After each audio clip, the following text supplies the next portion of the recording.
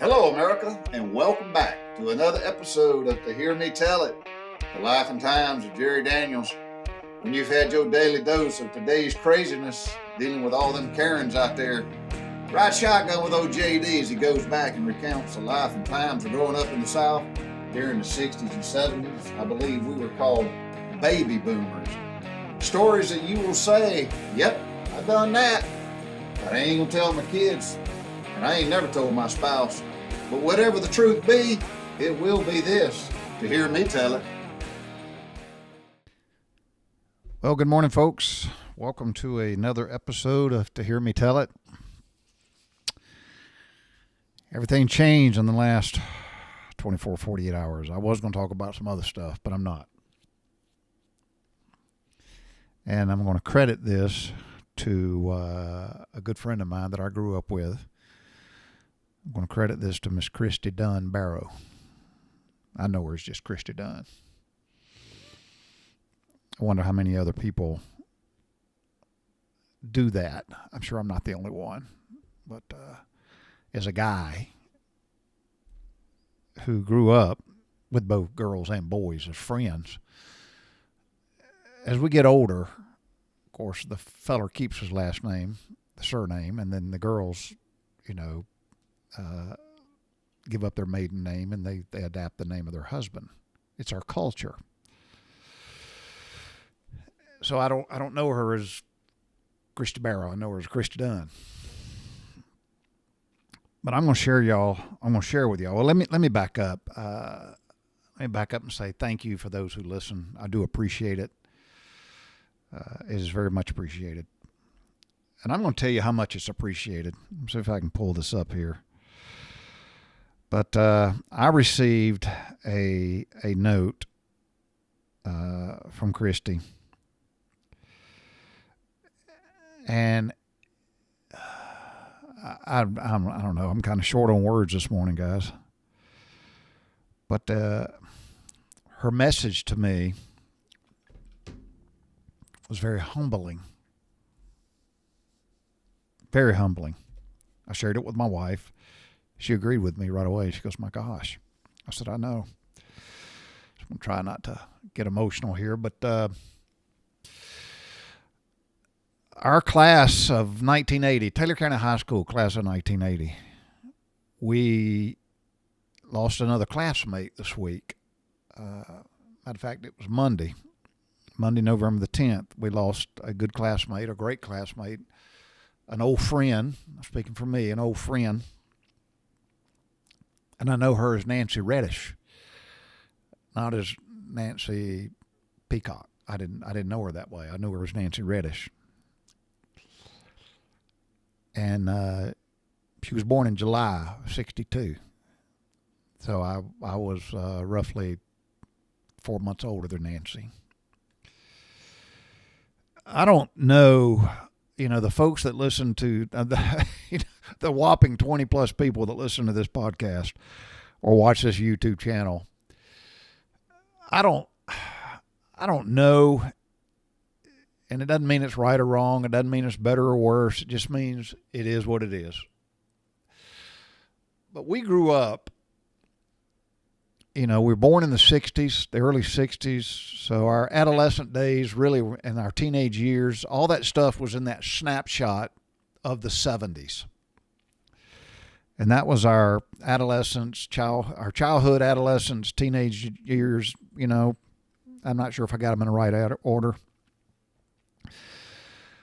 But they are absolutely priceless and irreplaceable. They can't be. And I am blessed to have been born in that era and grew up in that era, in that town and in that neighborhood. Within a 10-mile rate, I say 10 mile, I'm sorry, within like a 10 block radius in a neighborhood on the, I guess it would be considered the southeastern part of Butler, Georgia.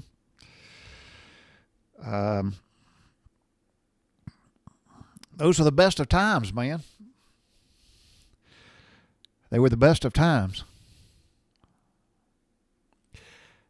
It was a time where we weren't influenced by the outside, if you will. When I say the outside, the stuff, the politics, the news, the backbiting. We only knew what was in our little neighborhood. And we only knew what was discussed at school, and we only knew what was discussed in Sunday school. The rest we kind of figured out as we went along. I don't know those who do listen to this, if you grew up that way, and if you did, great. If you didn't, great. Man, were we blessed or what? But Kristy, today is, I think, podcast number, it's either 169 or 168. I don't know. I really don't. I don't keep up with them until I go to file them and look at them. I go, oh, this is number whatever, and I have to keep up with it. But not like I have a number in my head and I keep track of them, because I don't. But unsolicited, Kristy sent me today is Thursday, but she sent me a text yesterday. And I forget who it was that told me that Nancy had passed away. I forget who it was. It may have been her, it may have been Todd. No, it's my brother. My brother told me. Stephen told me. But I'm just going to read this, and I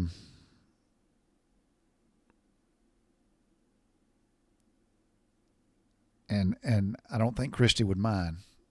I'm just reading it again, make sure I don't violate any trust. But this is just what she sent me. And again, y'all, it is so daggum humbling, because we never know the impact, I guess, that we have on other people. So a lot of people have really impacted my life in different ways, and I know they don't know. But she said, and I quote, she said, "Jerry, you will never know what some of your podcasts have meant to me. I am so sad right now, and I'm so down, because Nancy was my lifetime best friend. I don't know how my life is going to be without her.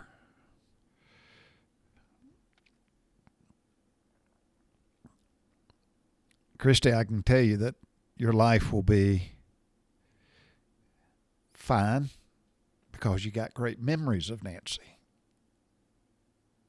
You need to talk about them, share them, tell your children and your grandchildren. I think our younger generation today, I don't think they ask enough questions.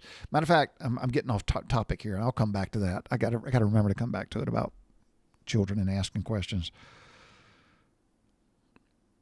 But just wanted you to know that I can turn on some of your podcasts, especially those about family in high school, and I sit here and I laugh. I listen to some of them several times over. I sure do miss the days of us growing up and what a great childhood we had. Just wanted to let you know, love you and be safe, Kristy." Kristy, you have no idea how impactful your words are and were to me. Thank you. Thank you from the bottom of my heart. I appreciate you. Going back to, because I usually scatterbrain and I forget a lot of stuff, but we had our daughter and her husband and one of my sister's children, Julia, my niece, her husband and their new baby that's like 7 or 8 months old. We had them over for dinner last weekend. And we were sitting at the table and we were chatting, and it's all modern stuff and this, that, and the other. And God forbid we talk about politics at the kitchen table. My kids blow a gasket. But, I just spoke up and said, looking at my daughter and Robin's daughter, I said, y'all need to know something. And I started telling them about how things were at our dinner table. And I started telling them things about the way our parents were and my mom and daddy were and about making stuff, because we started talking about making grandmama, my mama, Eleanor Daniels, making dressing, and the preparations that she went into it, and the days in advance she started making. My mama started making dressing for Thanksgiving 3 days before Thanksgiving. And it started with making the biscuits. She homemade them biscuits. She made them, quite a batch of them, and she just let them sit for days. It was real funny because Julia said, and then my mama did all that, and on top of all that, she didn't use breadcrumbs. She made the bread. She made them. So she made all the biscuits. She let them sit for days. And then on top of that, Julia was funny when she shared it. She said, and Mama and Grandmama would throw in one slice of bread. I don't know what that's for. Who knows? Should have asked her. I know young people don't listen to this. I wish y'all did, because I would encourage you to talk to your parents. Be inquisitive and ask them questions. I Googled Nancy Peacock obituary, and I found the website. Things are so much different today. And I wrote a memory, a tribute to Nancy. And I'm not able to go to the funeral today, the services. I have to attend and teach or facilitate the teaching of a class for a company today, and I can't do it. I can't not show up and not do that. So I said, these are my words I wrote, and it's words of these effect. But I wrote, how blessed am I to be a member of the 70s Butler gang. In the early years of 70s, our life centered around 10 blocks on the southeast side of Butler, Georgia. Edgewood Drive, Pine and Forest Avenue, Willow, Meadowdale, and Marshall Streets. We were not the Sandlot Kids, but we were the Sandspur Kids. We were the class of 1980 that graduated Taylor County High School. A whopping 127, I believe. Our childhood, our days of adolescence, becoming teenagers, and finding ourselves and learning our lessons along the way. All part of growing up. Building lifelong friendships and unknowingly planting memories in places where others will never look, or others fail to look. Enlisted in the U.S. Navy in 1980, I left Butler to go out and explore the world and make a life of my own. However, memories of growing up in our little neighborhood are forever etched in a place that I call home. That little pink house in Nancy's front yard. I wonder who built that. You know, I'm getting off. I didn't say that then, but you know, looking at that, who built that playhouse? Was it her daddy? Did Mr. Vernon build that playhouse for Nancy? Anyway, that little pink playhouse, and her bedroom was it was so cool. Her mother's unique laugh and her daddy's patience. The smell of pine needles. They were pungent, but the smell of pine needles when I walked through the Reddish's yard. And even that large, they had a large white bulldog one day, and one day that dog pinned Kristy and Nancy to the back door, or the side door of their house, and they were screaming and hollering. I remember that. All these are memories that make me laugh and they make me smile. Those are days gone by. Nancy Reddish was the first girl I ever kissed. I didn't know my mouth could get that dry. I didn't know my heart could beat that fast or hard without exploding. And I recall running home afterwards thinking, how will I ever face her again? How will I ever look at her again? But these are the things that taunt, a little 11 or 12-year-old boy. The hours that I spent with Nancy and Kristy, and they were inseparable. If you found Nancy, you found Kristy. If you found Kristy, you found Nancy. They had a bond like none other.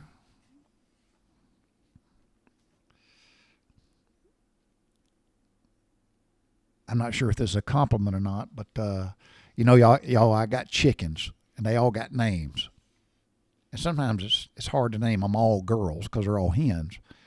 But I got Laverne and Shirley, I got Thelma and Louise, I got Sonny and Cher, I got Blanche, I got Ruby, I got Doris, but I actually got a Mo, Larry, and a Curly. I think that's all of them. Maybe I'll name two of my chickens, Kristy and Nancy, when I see two chickens that just don't never separate from each other. But the hours spent with Nancy and Kristy are absolutely some of the best days and the memories of my childhood. I look back and I thank God that we didn't have the technology that the young people have today. We were blessed. The amount of hours, probably you could probably count it up and become days, but the amount of hours that we spent on a trampoline jumping, but just laying on the trampoline and talking about our little narrow scope of life and looking at the clouds. How many hundreds of miles did we walk and talk in that little 10-block area? Who knows? Nancy had and again, my memories are very short-lived. You got to remember, a lot of folks grew up and stayed in Butler, Georgia. I didn't. I don't know. I can't tell you, or I can't put into words why.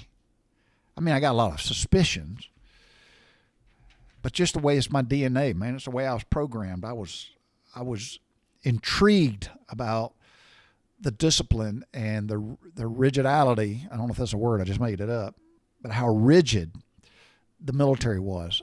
That intrigued me. That's the reason I watched all those movies as a kid. That's the reason I watched Rat Patrol. That's the reason I watched McHale's Navy, even though they were a bunch of soup sandwiches. But it was just something about being a part of something bigger than something. You wore a uniform. Everything had a reason. Everything had a reason.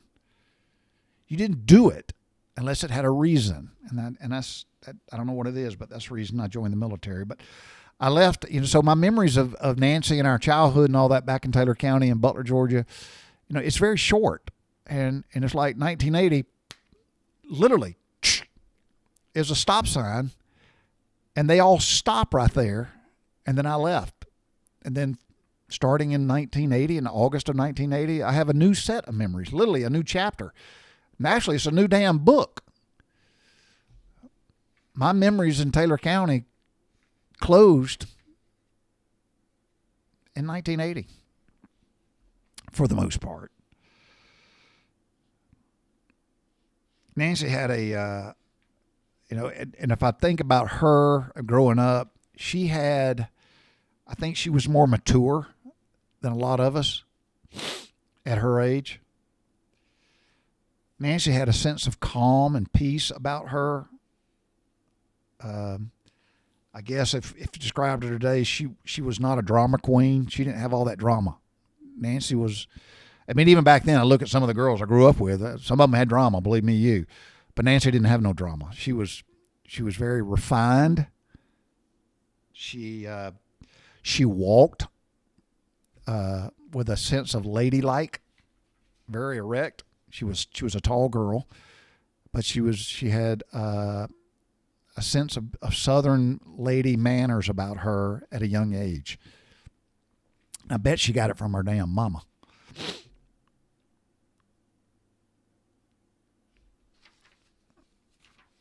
And I after Kristy wrote me that note, I pulled out our yearbook over there. It's over there in 1980, and as you can see right here, that's my memory.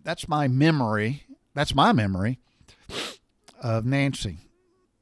Our senior year photos. That's what I remember she looked like. But I went to that obituary page, and I saw all those pictures, and if there's one thing I took away with all those pictures, it was family.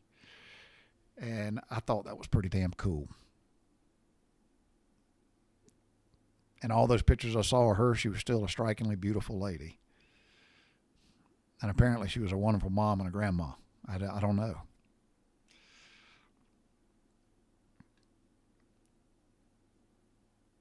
And I got to looking, and you can see in the pictures here, I even got my magnifying glass out and swapped these glasses with another pair of glasses. I got to get a tissue, y'all. I'm sorry. Hold on. So, yep. Anyway, I got the yearbook out, and I had to get a magnifying glass. Got a magnifying glass right here on my desk. Yes, sir, I do. There she is. Sucks getting old. You got to whoa, whoa, whoa. But I got my magnifying glass out, and I was studying them pictures. You can see in the pictures, that was old photography, and the clarity is nothing like it is today. It's not digitalized, obviously, and I was looking. You can see because I wrote names on there, and I do. In my yearbook, I write a bunch of stuff. Why? Because somebody's going to look at it one day, and my kids are going to go, "Well, who is this?" Bottom line is, 2 generations, all that stuff you have gets thrown in the trash or dumpster. It does. It's sad. That's what happens to it. I even have my damn leather jacket from baseball and tennis.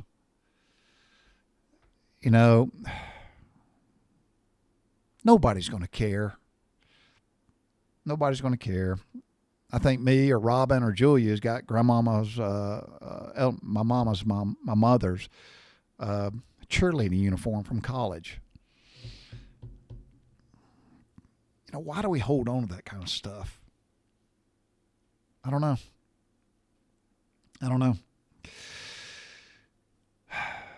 Anyway, I was looking at of our senior, graduation photo. We all had our cap and gowns on. We were in the bleachers at Taylor County, and the football field back then was not very old. It's nothing like it is today. Got my magnifying glass out. I can spot a lot of people. And I sent Kristy a note this morning. I said, "Hey, is that you standing in front of Byron Meredith?" And it looks like her, but I couldn't tell. And I struggled because I looked in all this picture stuff, and I couldn't find Nancy in the crowd. She's a tall girl, and I couldn't find her. And I sent Kristy a note, and I sent her those pictures. Of course, I scanned them and sent them, and who knows what she can look at. She was funny. She goes, "I don't have my glasses on. I can't tell." I said, "Well, I know what you're talking about." But I couldn't find her picture in there nowhere. And Nancy was, she wasn't impacted. And this is a compliment. This is a compliment to Nancy. Nancy was not influenced or impacted with trying to be popular. I'll confess, I fell into that. And there was a lot of us that were. She marched to a beat of her own drum. And I say that because, in the yearbook, her picture's in there, where the nice portraits of the seniors. And then you can go beyond that. You can look at all your accolades, I guess, the stuff you did. And I was looking at some of the write-ups in there, and I'm like, oh my gosh. Look at Edie Edwards. Look at Byron Meredith, Joel Wilder. Look at Sammy Andrews. Look at Kristen Montgomery. Oh man, I'm drawing a blank. It'll come to me in a minute. But I was looking, there were some really smart people in school, and I wasn't one of them. I was a knucklehead. And I went, and you can, they'll list all this stuff that you either did or were part of, and then you had the opportunity to put a quote. The stuff I did was like 3 lines, not a whole lot, and I didn't have no quote. My quote, I guess, would have been "stay out of trouble," and I didn't do a good job at that. I should have said something like "Go Navy." But anyway, so I was looking at all that stuff, and I thought I missed something, kept going back and forth, and I went, there's nothing in here about Nancy. And that troubled me. I'm thinking, again, this is not right, wrong, indifferent. She was not one of those who wanted to be in the front row. She was not one of those who wanted the light on her. She didn't need it. And I don't think she wanted it, but she didn't need it. Some of us needed it, and I think we had insecurities where I think Nancy didn't have that. She was very comfortable and strong. She was a strong person, that's for sure. That's just my memories. And my condolences to the surviving family members. I don't know any of her children, and I doubt any of them will ever listen to this. But if you do, I'm just a guy who left Butler in 1980, and your mother and I were very good friends when we were young. And she impacted me, and I am blessed to have known her, and I'm blessed to have grown up, I say next door, but our house was cattywampus. And how cool is that? No politics today. None. Just a thank you to Kristy for your very kind words. Humbling is an understatement. An understatement.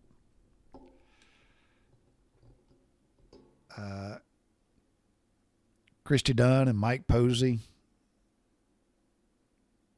I appreciate y'all. And I don't know if there's anybody else in Butler that listens to these. I don't know. It's not important, but y'all do, and I'm very grateful. Kristy, I had no idea that at the age of 63, me and my eyes itching, but me at the age of 63, doing a podcast and a YouTube video would bring you any sense of comfort whatsoever. And the fact that you have shared that it does makes me happy. Thank you. Thank you.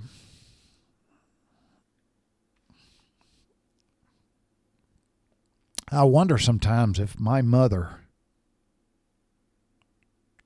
felt this way or experienced these emotions. Because here it is, 45 years after we graduated, my class, for the most part, were all between the ages of 62 and 64. I wonder if my mother found herself experiencing these things where, you can open your yearbook and you go,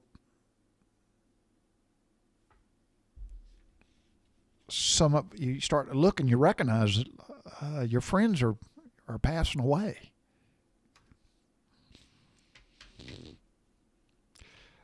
There was a movie, and I'm trying to think of it right now. I can't think of it. But there was a movie that was about life. And, matter of fact, I think it was it. With Eddie Murphy and what's his name? Those guys that got put in some Mississippi prison. And then at the end, all those guys were they were inmates together, but it was a good movie. It's funny. It's hilarious. But at the end, you see them, their pictures just start to fade away.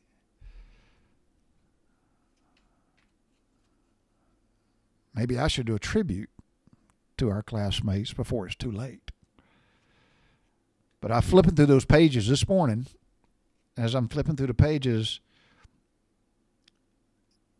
and I'm seeing Barbara Fay, Barbara Robinson, Faye McInvale, Joy Moncrief, Kelly Foster, and now Nancy. And there's others. But I'm flipping those pages, looking at them, and I'm thinking, They're gone.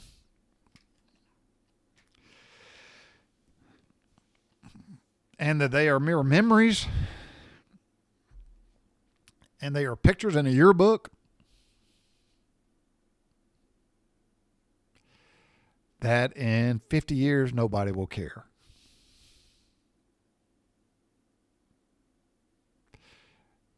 You know, Jack Nicholson was in a movie. I forget the name of that movie. But he made a comment coming out of like a psychiatrist or a psychologist, probably a psychiatrist's office, but he comes out of an office and he looks at the people in the waiting room waiting to get in, and he says something very profound. And I'm not a big Hollywood guy. It's just Hollywood. They're entertainers. They're actors. But there are some good one-liners. And he stops and he looks at him and he says, "Is this as good as it gets?"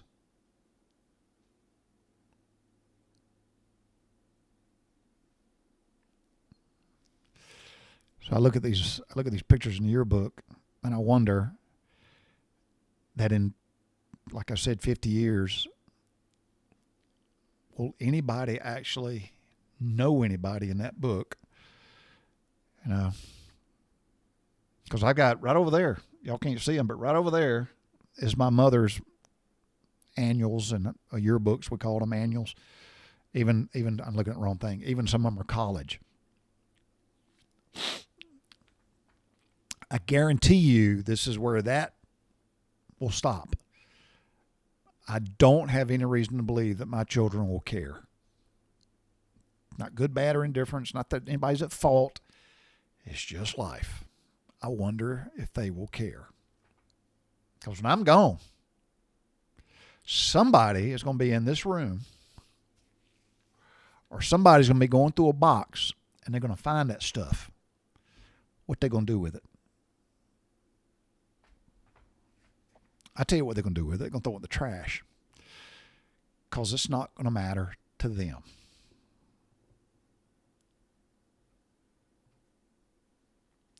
So for the young folks that don't listen to this podcast, ask your parents questions while they're alive. Talk to them. Be inquisitive. Just out of the blue. Tell me, start the conversation. Tell me, mama and daddy, whatever, grandma and grandpa, tell me what it was like to sit at your kitchen table. Tell me what it was like on a Sunday afternoon at your house. Tell me what Sunday mornings were like. My kids will not even begin to comprehend when I tell them that most of my Sunday mornings growing up, me walking out of my bedroom, coming into the den, hearing Jubilee, gospel music, Jubilee, Jubilee, Jubilee. Who else in the South has the memory on Sunday mornings, listen to gospel music, Jubilee?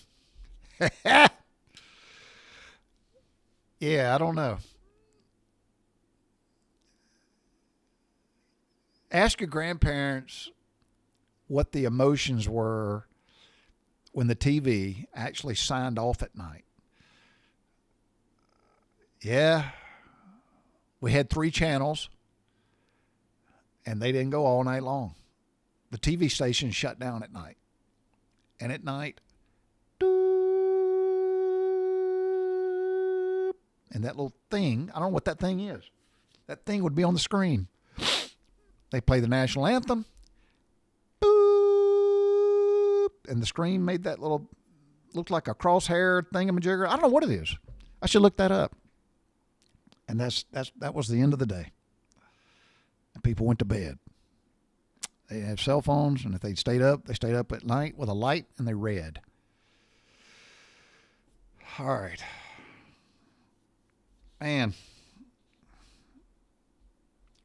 To Nancy's family, I'm sorry. My condolences, my heartfelt condolences for you, for the friends. Kristy, you hang in there today, girl. It's going to be rough, but you'll get through it. Keep those memories alive. Share them with your kids and your grandkids. Smile. Celebrate Nancy's life. And ask God for peace and comfort, because He can and will deliver. That's all I got, folks. I hope y'all have a blessed, safe day. Nancy, rest in peace, darling. Bicycle.